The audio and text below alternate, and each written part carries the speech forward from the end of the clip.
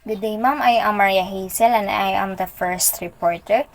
And our topic is about what are the essential requisites of a contract. So there are three essential requisites of a contract. So first is the consent of the contracting parties. So both parties must agree to the terms of the contract without any coercion or undue influence. So dapat there is a consent. So pag matuod nga na approval, so dapat ang both parties should have an agreement nga dili lang ang usa or dili lang ang pikas party maoy nakuan nga maghimo og contract. Dapat both parties nga dili ang isa wala na force sa paggama og contract, dapat sila both party nakasinabtanay.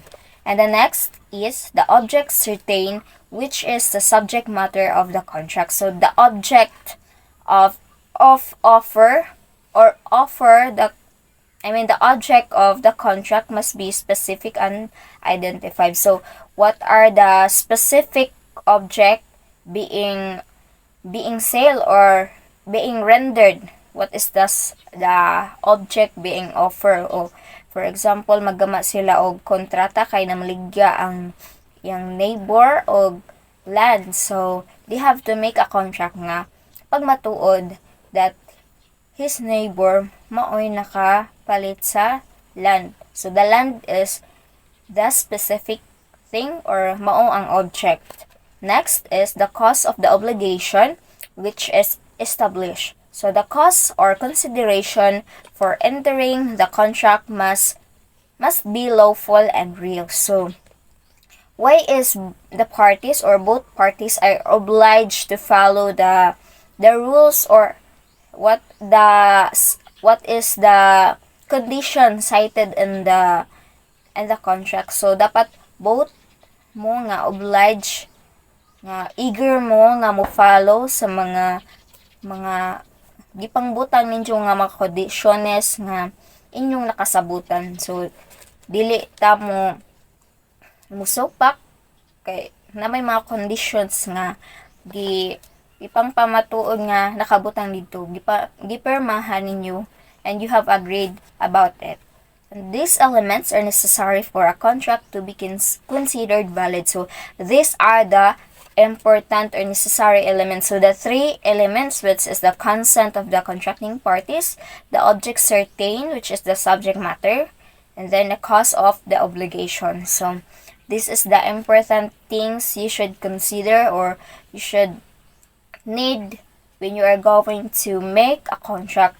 So according to Article 1330, a contract where consent is given through mistake, violence, intimidation, undue influence, or fraud is voidable. So if ang consent kuno nahitabo or nahimo nga naay sayop or naay pag-alinlangan, and also there are undue influences or naay panglimbong, will be considered voidable. So voidable means null pa. It can be cancelled or can be altered. The characteristic of a consent may be valid for purposes of contract.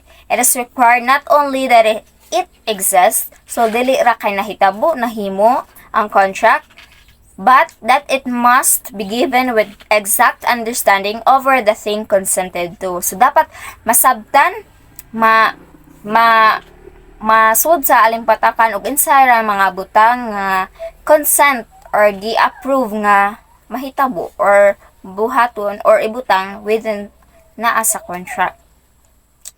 In other words, the contract and the terms thereof, there is no valid consent unless. So walay mga consent nga mahitabo kung wala ni ang following. So there are three. It is intelligent. So there is a capacity to act. So you are capable as both contracting parties are capable to do, or you are obliged to do your obligations nga inyong gikamatuoran nga gibuhaton sa inyong kontrata. So for example, mamorsyento ka nya imo kuanon nga capable or has a capacity nga ang imong gipautang makabayad nimo. So, next is, it is free and voluntary. So, there is no violation of consent by reason of violence or intimidation. So, walay consent nga mahitabo kung naay mga violence or intimidation.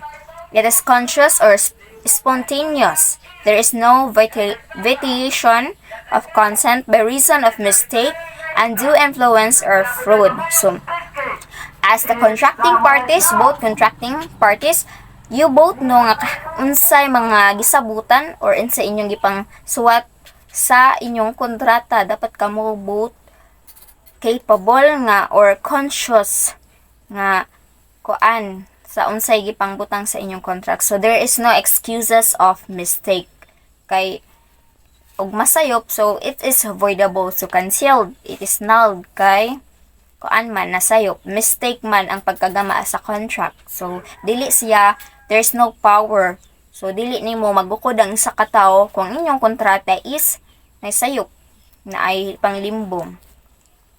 Thus, Article 1330 enumerate in a negative manner the different requisites of consent. The contracting parties must possess the necessary legal to give consent to contract. So, both contracting parties must possess the important legal consent nga unsay inyong ikakuan sa contract. So, both kamong duha, you are both necessary or you have to possess legal consent. Kamong duha pwede mong makakuan og unsay mga kuanan sa usa ka contract. Vices of consent. So there are also vices of consent. So aside from incapacity and simulation of contract, the following are the causes that violate consent or render it defective so as to make the contract voidable. So, manay mga mahitabo or if ang contract is na mga following like errors, manay mahitabo. So, if there are errors, first error or mistake, there are violence or force. So, napugos ang other contracting parties nga mahitabo ng nga magbuhat sila og contract kay na force, intimidation or threat or doors. So na-intimidate ang usa ka party kay gi-threat sa jam na gibaharan nga if di mo buhat anang kontrata dili sa jam makig-agree is kanang naay pakyut nga na undue influences. So na mga di ka nais-nais nga mga influence and fraud or deceit. So, naay panglimbong. So, ang kontrata nga naa ang following vices is dili mahitabo ang isa ka kontrata. So, it is considered as null or makancel pa. Pwede pa siya ma-withdraw. So, it is under Article 1330. Good morning, ma'am. I am IVR Matinaw, the next reporter, and for today's report, I will discuss about the causes violating consent and causes of incapacity distinguished. Second, the Article 1331. Next, meaning of mistake or error, and lastly, the nature of mistake. Causes violating consent and causes of incapacity distinguished. First, the former are temporary while the latter are more or less permanent.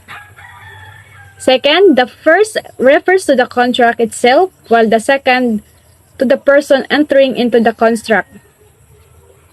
Both make a contract voidable, only not void.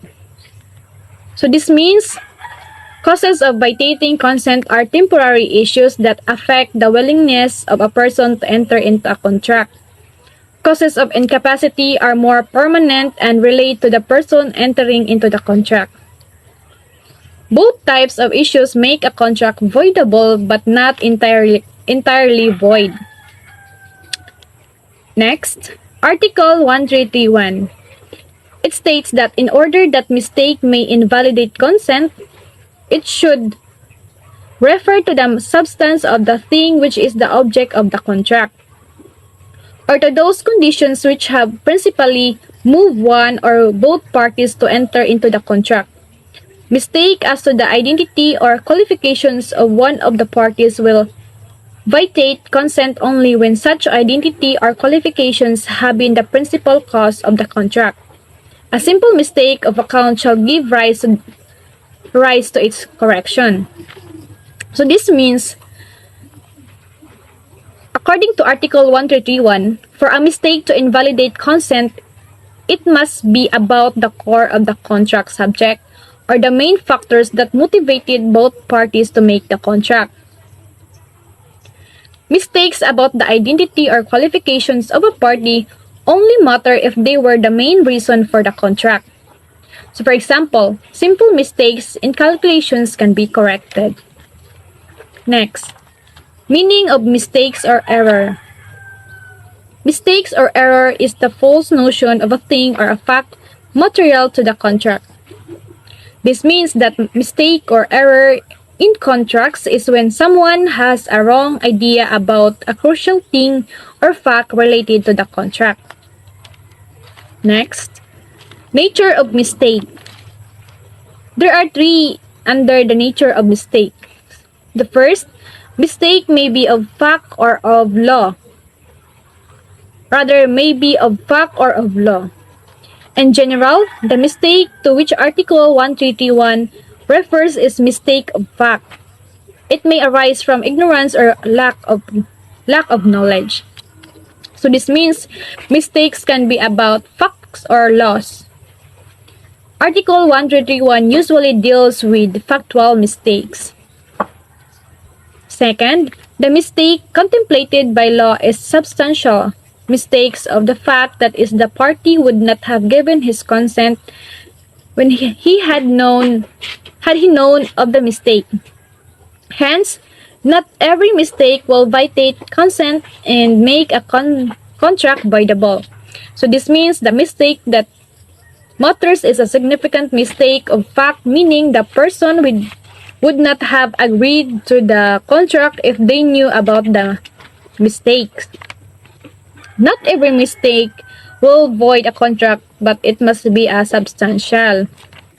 Third, the mistake may be unilateral when only one party is mistaken about a material fact, or bilateral or mutual when both parties are in error.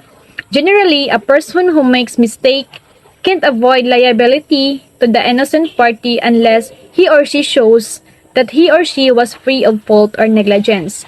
So this means mistakes can be one-sided. Only one party makes the mistakes, or mutual, both parties make mistake. Generally, a person with a mistake can't escape their obligations unless they can prove they were not at fault or negligent. So in summary, these legal concepts deals with problems that can affect a contract, but not all mistakes or issues will automatically invalidate a contract. It depends on the nature and significance of the mistake or problem. Good day, ma'am. I'm Geraldine A. Nebi, BSOA3E. My topic are mistake of fact to which law refers, burden of proof in case of mistake or fraud, and the last is Article 1332. First, let's talk about the mistake of fact to which law refers. In order that mistake may vitiate consent, it must refer to number 1, the substance of the thing which is the object of the contract. This refers to a situation where a mistake of fact relates to the fundamental nature or characteristic of the subject matter of the contract. For example, if you are buying a piece of land and it turns out that the land is not actually suitable for building, as you believe due to a mistake, this could potentially invalidate the contract. Number 2, those conditions which have principally moved one or both parties to enter into the contract. So, if certain conditions play a significant role in motivating one or both parties to enter into the contract and there's a mistake related to these conditions, it might affect the validity of the contract. For example, if a seller believes a particular feature of a product is present and the buyer is influenced by this belief, a mistake regarding the existence of the feature could be a factor in invalidating the contract. Number 3. The identity or qualification of one of the parties provided the same was the principal cause of the contract. So, if the identity or qualifications of one of the parties are crucial to the contract and a mistake about them was the primary reason for entering into the contract, it could potentially invalidate the contract. For example, if you entered into a contract with a famous artist and it later turned out you made a mistake and it was not the artist but someone else with similar qualifications, it might impact the contract's validity. In summary, these rules are part of contract law and aim to protect the principle of informed and voluntary consent. If a significant mistake in these areas exists, it could provide a basis for voiding the contract because the consent of one or both parties was not truly informed or voluntary due to the mistake. Next is burden of proof in case of mistake or fraud. When a person signs a document, the presumption is that he does so with full knowledge and understanding of the contents of the same. So it's mean that when a person signs a document, there is a presumption or a legal assumption that they did so with full knowledge and understanding of what the document contains. In other words, they are considered to have willingly and knowingly agreed to all the terms within the document. He is therefore bound by all its terms should he later on allege fraud or mistake. It is incumbent upon him to prove his allegation. So it's mean that if the person who signed the document later claims that there was fraud, deception, or dishonesty or a mistake involved in their signing of the document, the legal responsibility falls on them to provide their claim. They need to provide evidence that show there was fraud or a significant mistake that affected their understanding or willingness to sign the document. A presumption is a fact that is accepted as true until proved otherwise. The term presumption here means that the law assumes something to be true until there is evidence to the contrary. In this case, the law presumes that the person signing the document will so with full understanding unless they can prove otherwise. Last is Article 1332, is an exemption to above rule. When one of the parties is unable to read or if the contract is in a language not understood by him, it is the party enforcing the contract who is duty bound to show that there has been no fraud or mistake and that the terms of contract have been fully explained to the former. So the Article 1332 is a legal provision that shaped the burden of proof in contract cases when one party is illiterate or does not understand the language of the contract. It places the responsibility on the party seeking to enforce the contract to prove that there was no fraud or mistake and that the terms were adequately explained to the other party.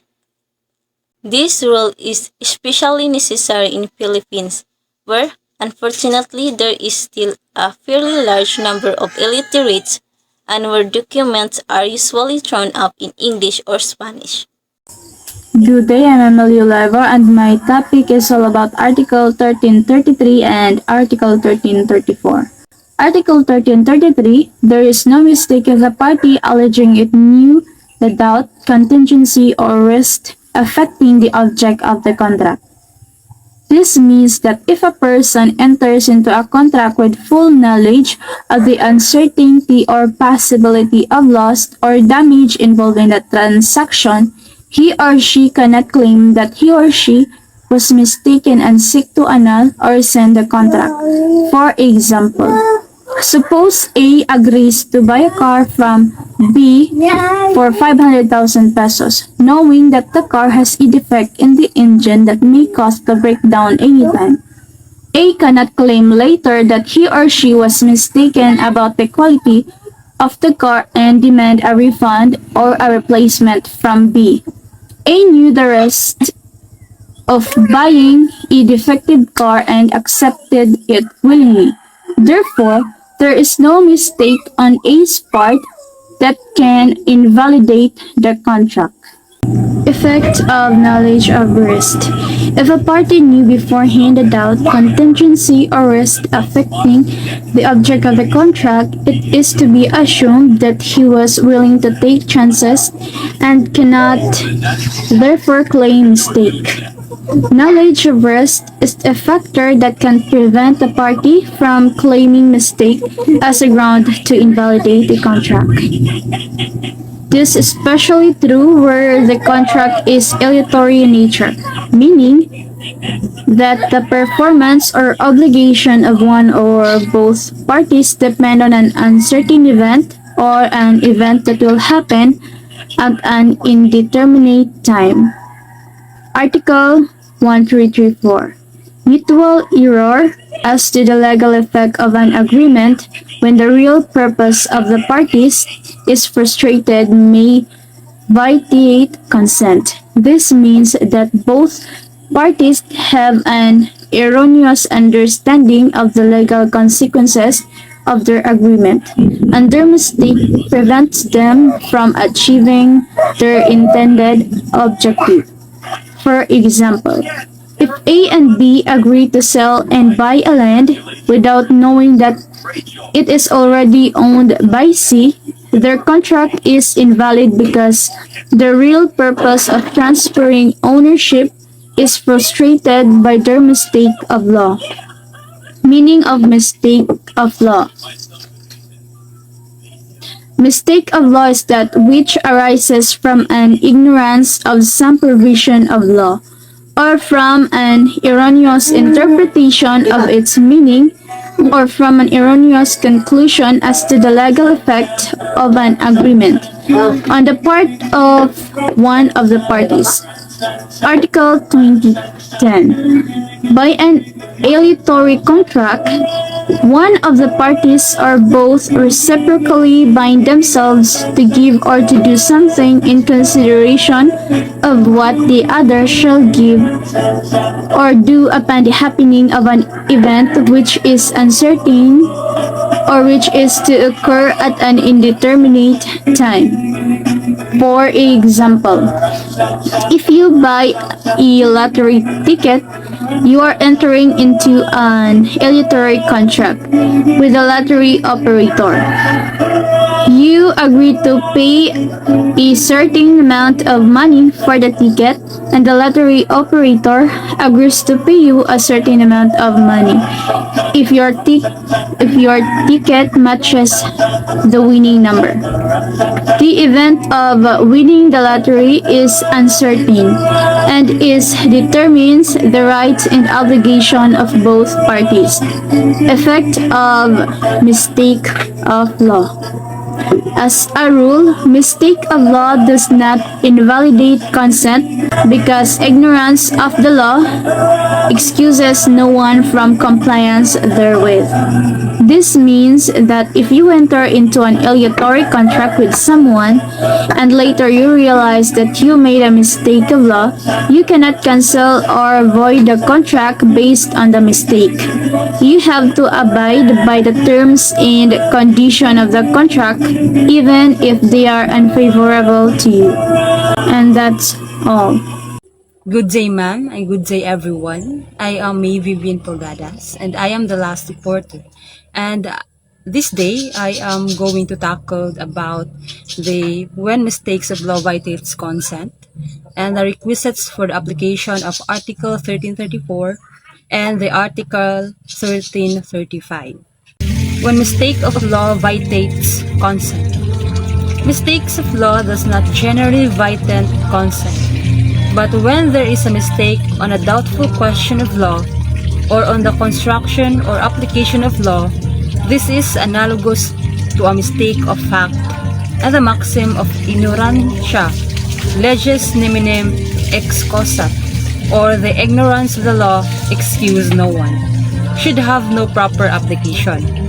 When even the highest courts are sometimes divided upon difficult legal questions, and when one half of the lawyers in all controversies the legal questions are wrong, why should a layman be held accountable for his honest mistake on doubtful legal issues?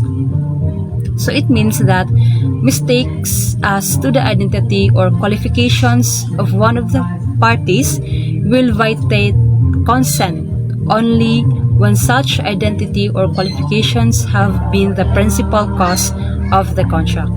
A simple mistake of account shall give rise to its correction. As in other legal systems, certain factors can violate the quality of consent and thus make the agreement void or voidable. These are: first, mistake; B, misinterpretation, or the fraudulent or non-fraudulent; and C, undue influence and coercion. Requisites for the application of Article 1334. For the article to apply, the following requisites must be present. First, the error must be mutual. Second, it must be as to the legal effect of an agreement. And the last one, third, it must be frustrate the real purpose of the parties. Article 1335. There is violence when, in order to wrest consent, serious or irresistible force is employed.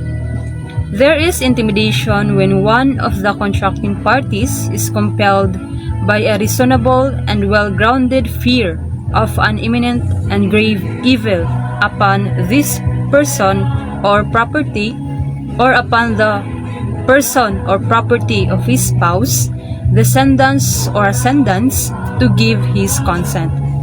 To determine the degree of the intimidation, the sex, the condition, the age of the person shall be borne in mind.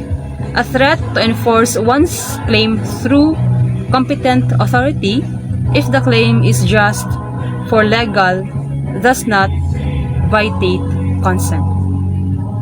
So violence is determined by the intention and the means employed. Physical force employed must be irresistible, or of such degree that the victim has no other resources under the circumstances but to submit. For example, if Tampulana or Tampulano signs a document because every time he refuses, he is hit by the butt of the gun, which causes blood to flow from his head, then the contract is voidable. Requisites for intimidation of threat must produce a reasonable and well-grounded fear of an evil.